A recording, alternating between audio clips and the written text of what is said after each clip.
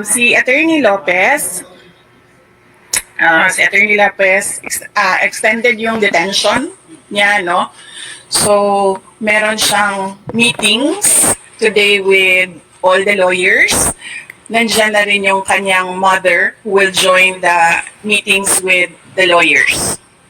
So, antay na lang natin kung ano yung galawan ng mga abogado ni Attorney Zulaika Lopez. Health-wise, walang iyak today, kanina, walang iyak. Kausap niya yung mama niya, and dumating din yung best friend niya mula sa Davao City. So, nandiyan sa taas. And kagabi naman, medyo late natulog, and ang pagkakaalam ko, ang endorsement sa akin kagabi, hindi daw masyado kumakain. So, meron silang request na i-encourage siya na kumain. Okay? And the next is Miss G, as you the hearing yesterday, tumaas yung blood pressure niya, 150/100. And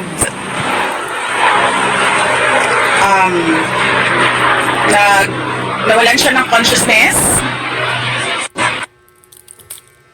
Hindi niya dito sa she was hindi ko alam kung ano yun, ginaganon dito. She was unresponsive, pero na-okay naman siya then after. But merong mga nakita ang mga doctor na follow-up check, kaya inadmit siya today. And then I visited her this morning, nagpaalam din ako sa kanya. Ano pa siya, day 1 pa siya sa trauma niya, so hindi pa masyadong maayos kausap. Tsaka medyo parang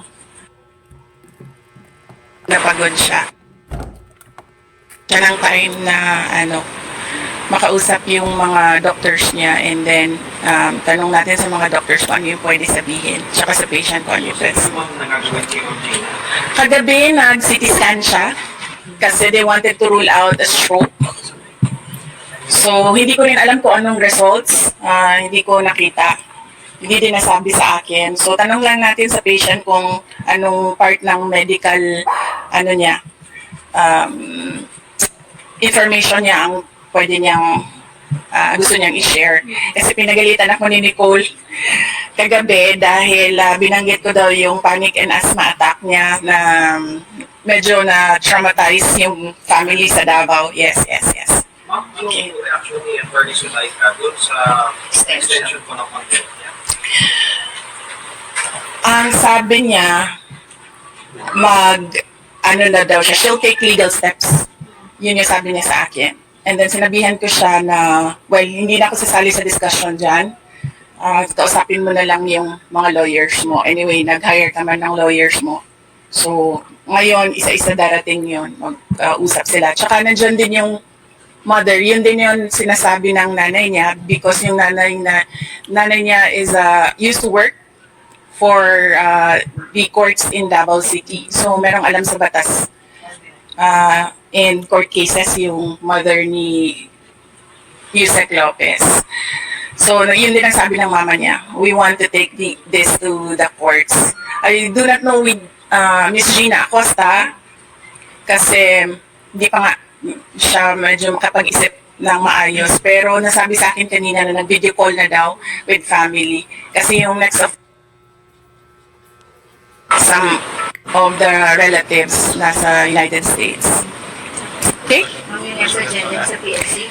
Ma'am, the PSC has doubled the security for the president, first lady, and for the first family po. Okay, sige. Unahin ko muna yung... Nauna kasi yung statement ni ES eh. Tapos lumabas yun sa PSC lang. So, unahin ko muna yung kay ES. Meron naman na kayong copy nung kay ES. Ito na lang yung sagot. Nirelease na namin ang written nito. Basahin ko lang. Tapos, yung NBI, I'm sure you want to ask about the NBI. Since hindi ko pa nababasa kung ano yung isa-serve nila sa akin. We will talk about NBI tomorrow. Pag-anuhin nyo lang muna ako kasi kailangan ko din isulat kung ano yung isasagot. So, give me time to read and think about it. Okay, so ito yung sa kay ES, no? This is a reply to the statement issued by the Presidential Communications Office on the order of the Executive Secretary Lucas Bersamin dated November 23, 2024. The Marcos administration's insistence that the President's life is under active threat is ominous. I raise this caution as the President and his sycophants aggressively sell a narrative based entirely on my statement, which is taken out of its logical context. Bakit hindi nila pinapalabas kung ano yung question ng media? Bakit hindi nila pinapalabas kung ano yung una kong sagot? Bakit ang pinapalabas lang nila is the last, 4 words of my entire statement? They are building a narrative, and I'll tell you kung anong playbook ito. There is absolutely no flesh on the bone, and despite the absence of a reliable investigation, authorities were quick to consider this a national security concern. The diametric contrast and inaction are displayed when I have expressed in previous months threats to my person and the continuing threats to the lives of OVP personnel. Tossing the word assassin. Pakicheck. May sinabi ba akong assassin doon? Wala. So nilalagay nila doon sa narrative nila, assassin. And nilalagay nila sa narrative nila, murder plot.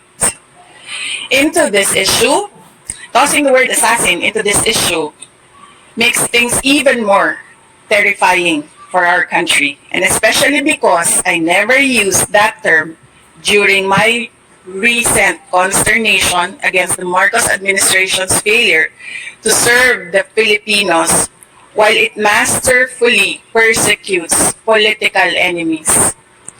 Common sense should be enough for us to understand and accept that a supposed conditional act of revenge does not constitute to an active threat.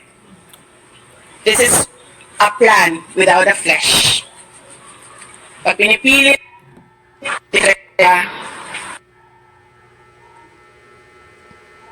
ganito ba ang kapasidad ng mga Pilipino na mag-isip? Diba? At wala silang pakialam dyan. Pero ako, nahihiya ako na ganito ang kapasidad ng administrasyon. That an honest scrutiny would easily expose this narrative to be a farce, imagined, or nothing at all. So, may question kayo? Doon. You said you were taken out of context, and you also mentioned that they have a playbook. Yes. They're going by. Yes. So, can you explain to us that context? Set it straight, Yes. and also explain to us that playbook that you're talking about. Okay, sige. So, the context is, what did I say? I was asked, do you know about the Roman... I'm sorry I was asking for the transcription of all that I said. I did not get it before I came down. So, I have a problem remembering the exact words about Romanov, and I said, well, this is the first time that I've heard of that, but I've been warned by 2 persons already. 2. Be careful. I forget now what the words were said, but I will review my notes and I will tell you what that one person said and how he said to be careful, and that one other person, what that other person said. So, tatlo na yun. One person warned me, another person warned me, and then I was asked during a press briefing by a media person if I know of these plans, if you can say the word, if that is the correct plans. So I answered. I was asked Romanov, and then I answered. I was told by two people. This is the first time I've heard of Romanov, so that is the third already. And I said, don't worry about my security. If they kill me, if I die, kapag pinatay ako, or kapag namatay ako, in the context of don't worry about my security. So this means pinatay ka. Diba? Kasi hindi ka naman mamamatay by heart attack in relation to your security. Diba? So, pag namatay ako, I already asked a person to take revenge against 3 individuals.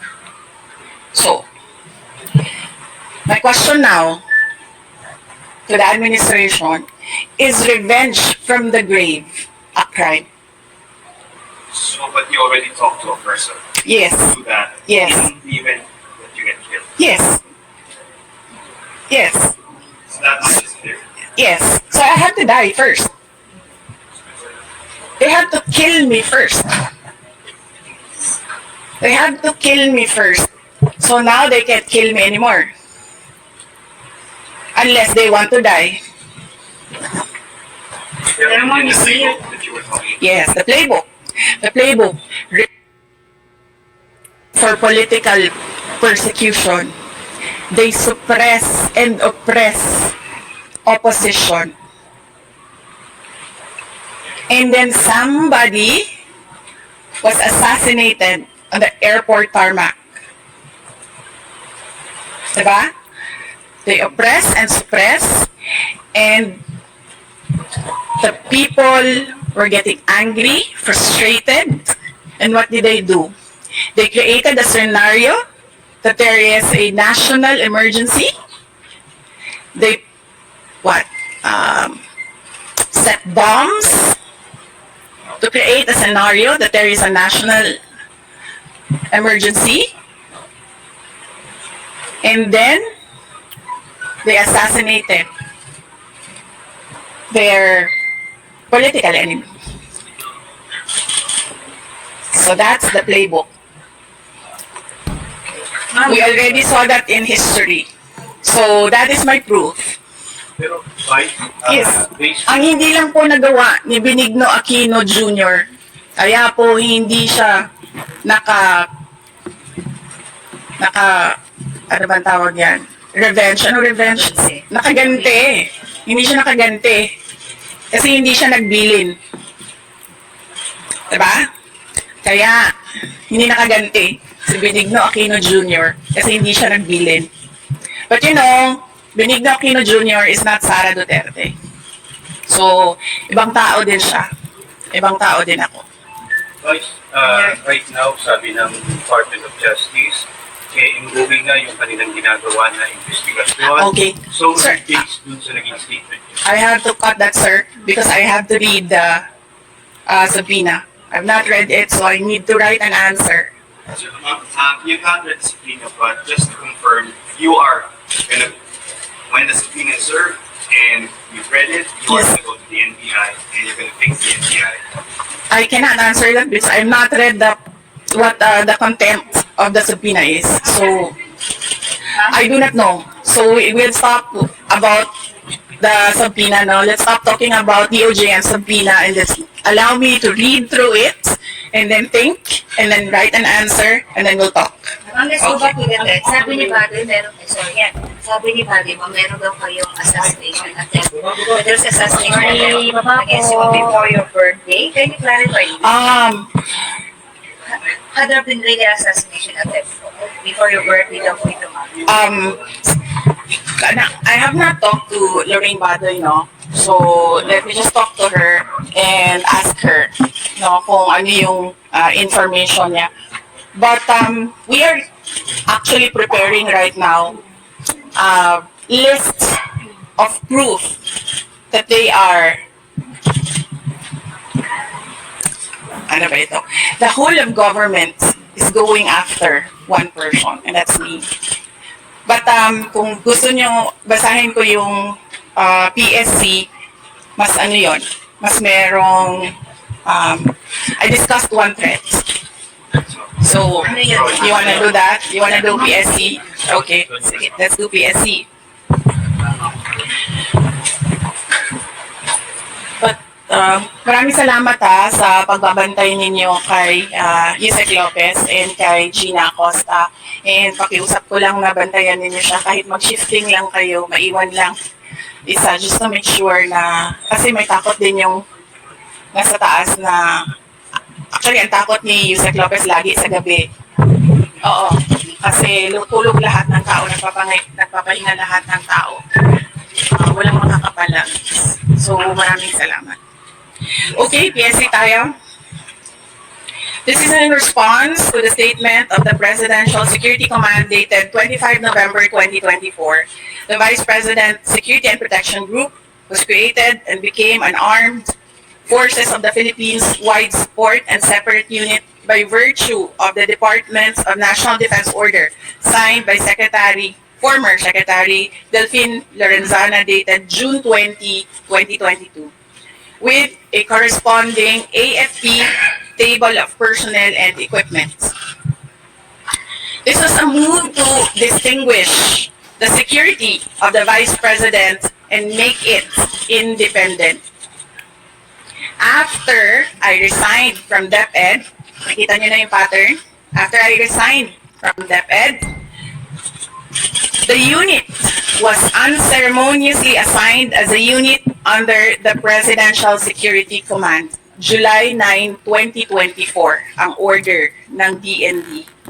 Therefore, the security of the Vice President is now under the control of the PSC and as a consequence is influenced by the decisions of the Office of the President. Presuming that the PSC is still a non-partisan professional organization, why is the command eerily quiet on the documented threats to me, my family, and the OVP personnel? The silence.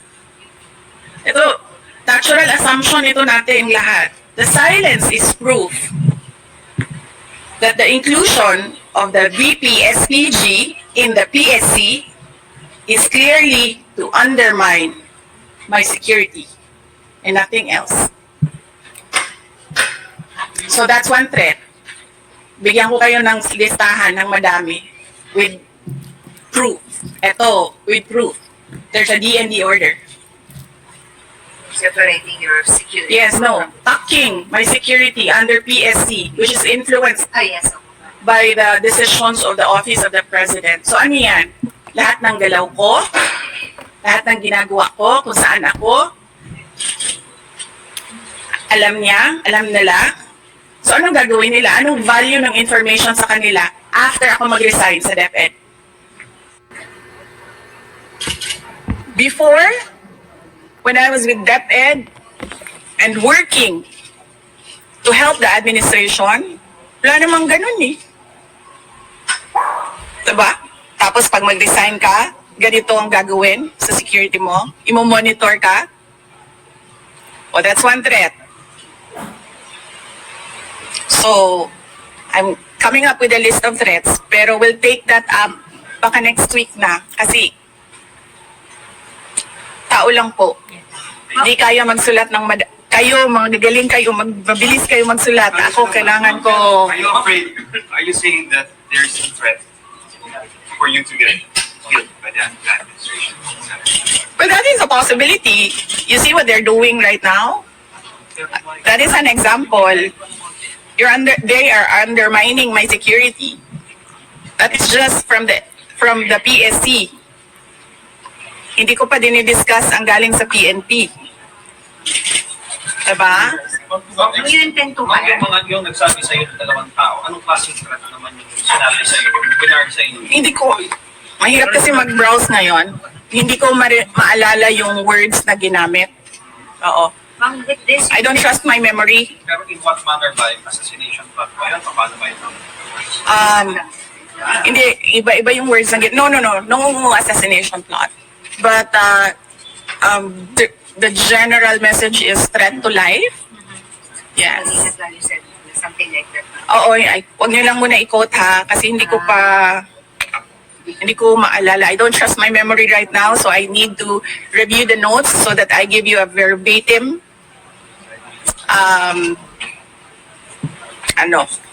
record of what was said by the two individuals. Ma'am, with this, do you also intend to double your security also like the PSC? Like what they're doing now to the first cabinet of the president? Hindi ko na ini-expect yan, ma'am, sa PSC. And hindi ko rin tatanggapin, ma'am, at this point, kung magdadagdag sila ng mga tao dito. Kasi hindi na natin alam kung non-partisan ba yung Well, not necessarily idadagdag nila. not necessarily coming from PSC. Ma'am. No, I don't trust anyone right now. So yes. Even your security. Even if PSC acts on what I said, no, I will not accept it anymore. That is what I did with PNP. Hindi na. Kasi hindi na natin alam eh. Baka igagawin pa yan nilang rason na maglagay ng mga tao dyan na nagtatrabaho para sa kanila. So, Okay, last two questions. Do you share the same sentiments as your father, former president? Last night, what he are said- his sentiments? So last night, he asked the military if they would continue to support fractured governance and a leader who is a drug addict. I agree. So, excuse me, sandali. I agree with fractured governance. I was a member of cabinet. So, I have personal knowledge. I agree with fractured governance. I agree with the assumption that he is a drug addict because he continuously refuses to do a drug test. Napakadali naman, di ba? Tulad ko, napakadali naman. Sinabi ko kaagad, gusto niyo ng neuropsychiatric test o kung ano pa man yung test na gusto niyo i-take ko. Gusto niyo ulitin ko yung bar exams at yan, gagawin ko. No questions asked. Gusto niyo ng drug test? Sabi ko, dagdagan ko pa ng drug test. Napakadali gawin sa akin yan. Ngayon kaagad na araw na ito, gawin natin yan. Pero, lahat, sabi ko nga, sisimulan namin sa Office of the Vice President ang test, kaming lahat. Diba? So,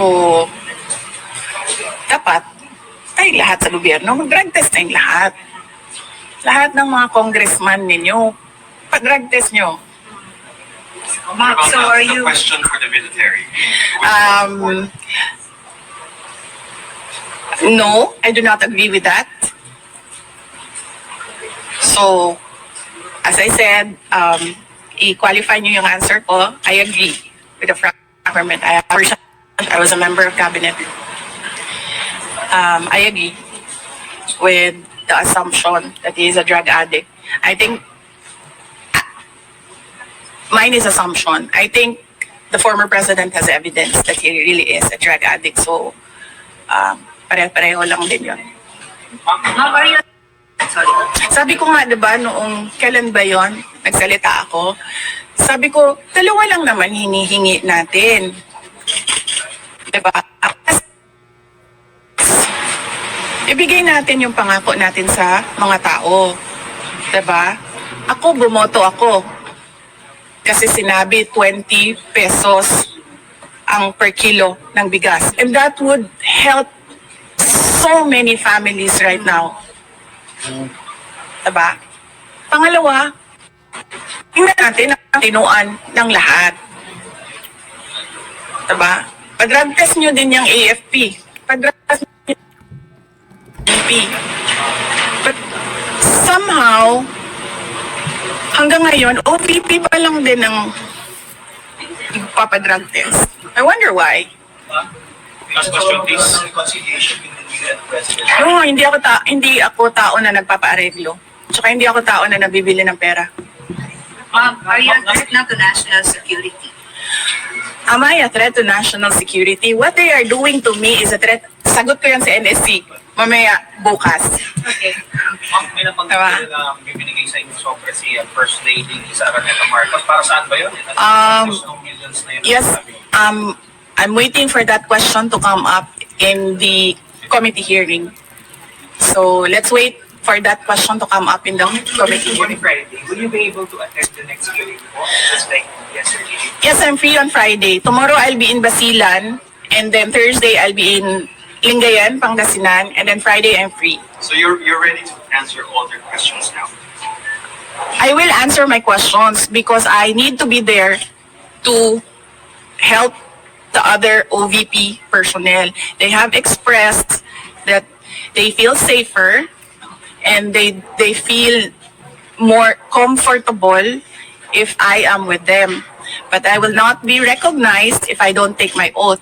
So I am forced to take my oath and answer questions under oath because I cannot take care of the OVP personnel.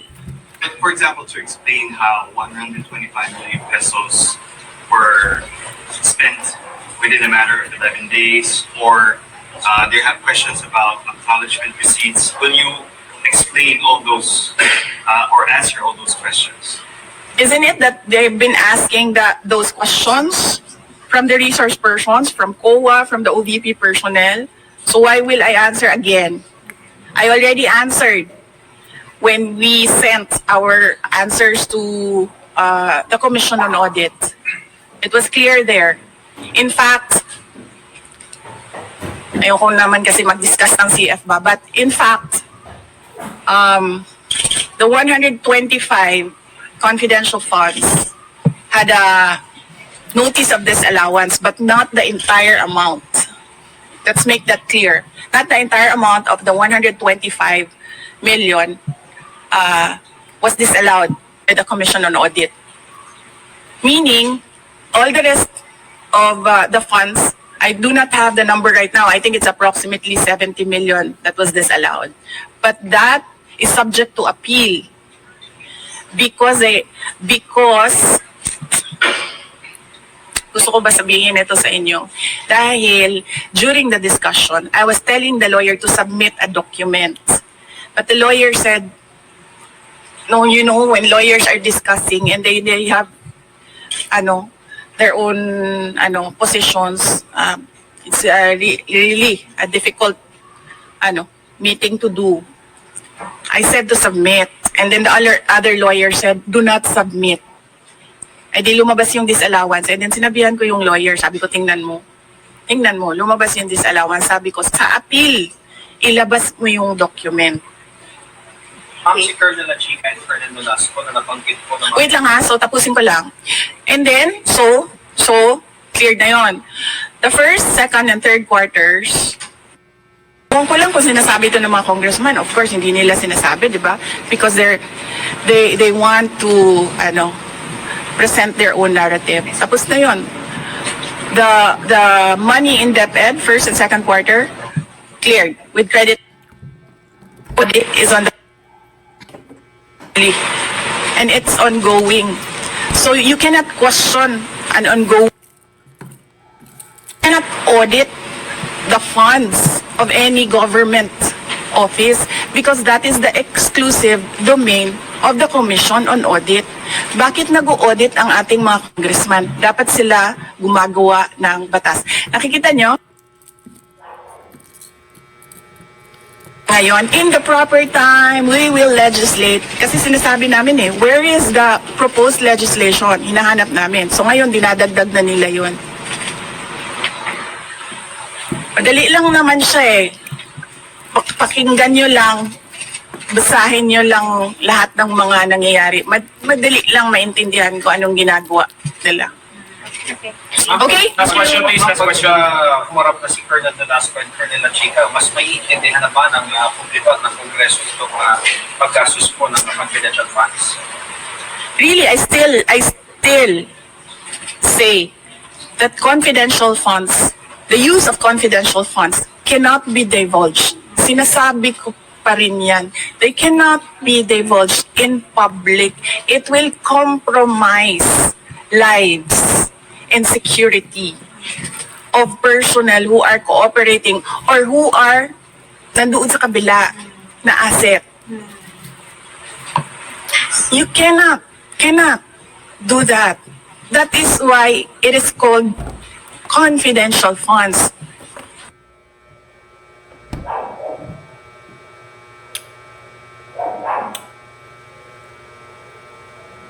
Pag umaharap sa pagdidikitan. Oo, kasi tineterrorize nila. Of course, magkakasakit talaga ang tao na hinaharas mo, tineterrorize mo.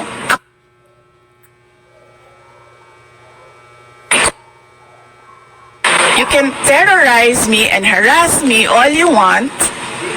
It does not matter to me. Pero these are ordinary Office of the Vice President employees. They are not politicians.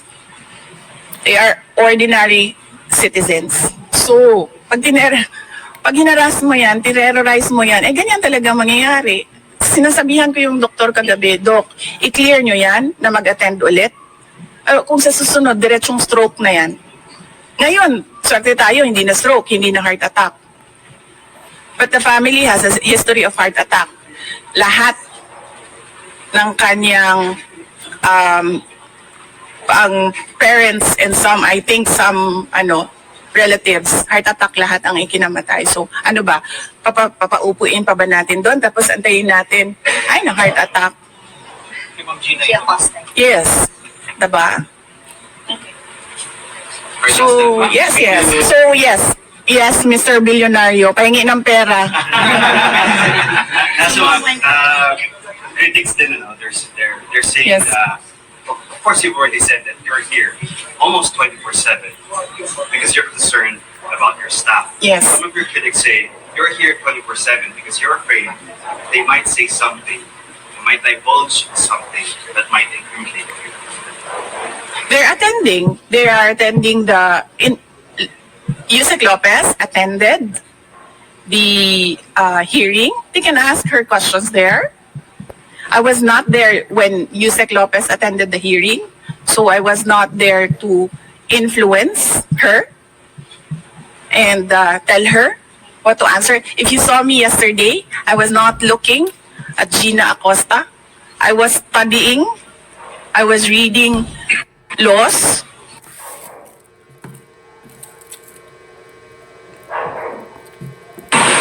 I was studying the rules of the House of Representatives. I was not looking at her. Pinapabayaan ko siya sumagot. Siguro umiiling-iling ako paminsan-minsan dahil I feel na hindi dapat dinadivulge sa public yung ibang mga sinasabi na ng kasama ko, pero wala akong magawa. Kasi ayaw namin na ma-detain sila. So, sumasagot talaga sila. Si Edward Fajarda, not once did I coach him. Pero si Gina, I helped her with the term detail. Kasi she was trying to remember kung anong tawag nung isang tao na galing sa isang opisina, na nililipat sa isang opisina, and that is called details. So I told her detail, and she said details. Yung CFS from SDO, tumidiretso daw sa mga security officer. Yun talaga mamang nature ba ng confidential funds? Yes, there is an SDO, and there is a security officer, and there is a head of agency. So, ako yung head of agency, may SDO kami, may security officer kami. Ganun talaga ang structure. Again, sinabi ko ito sa mga, wala kasing mainstream noon ba? Again. So, alam natin lahat ng, mahalikan ko na yung ano ninyo. Ubo yung mic. Mike, please. Ayoko itong pula.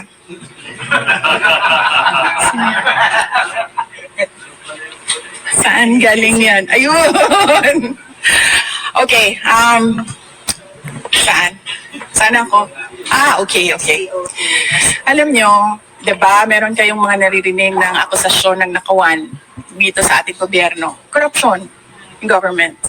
Naririnig nyo ba na millions ang ninanakaw? Hindi, di ba? Ang naririnig nyo, billions ang ninanakaw sa budget natin. Alam nyo bakit 150 million lang yon? Kasi kinompute yun kung buwan-buwan ano ang gagawin at ano ang i-implement. Napakaliit na amount ang 150 million. So bakit kami magnanakaw ng 150 million? Ang nakawan sa gobyerno, billion-billion. Ginamit yun sa trabaho. Bakit 125 plus 500 lang yung sa Office of the Vice President? Kasi kinompute yun. Buwan-buwan. Ang problem sa 125, binigay siya sa amin December na. And the requirement in government offices, you have to utilize money before December 31, before the end of the year. So ang ginawa, lahat ng preps, in-implement. Diba? And as I said, government offices disburse millions, billions in a day. Sa DepEd, nagdi-disperse kami. Nagdi-disperse. Pumipirma kami ng cheque. Multi-million. Kung i-total mo ang mga checks araw-araw na nalalabas sa DepEd, billions. Nagbabayad kami, nagbabayad. So, bakit nila kine-question yung pagbabayad ng millions in a day? And that is, part of work of government offices to disperse money every day and pay obligations. Ginamit yun sa trabaho. Pinipilit lang talaga. Dalawa na ang maro ko, si Marisol at si JC. Tama na. Anong oras na? Oo, kasi alauna na, and I have to be back tonight. Ayaw nila ng gabi. Na ano sila sa gabi. Kasi yung promise Yes. sa listahan. But tomorrow, balikan akong Basilan. I leave in the early morning. Yes, leave early morning. And then, balik ako sa gabi. Oo, may flights naman eh. Nandiyan mama niya, tsaka nandiyan yung lawyers niya, and ayoko makipag-usap sa mga abogado kasi lahat ng mga abogado, pag nag-uusap-usap sila, magaling lahat ba? Diba? Lahat sila, ako yung magaling. So, parang ayoko sumali sa legal discussion. Ma'am, gano'ng kahabang listahan ng mga threats sa inyo? Sit down daw, sabi ni JC. Ma'am, may papala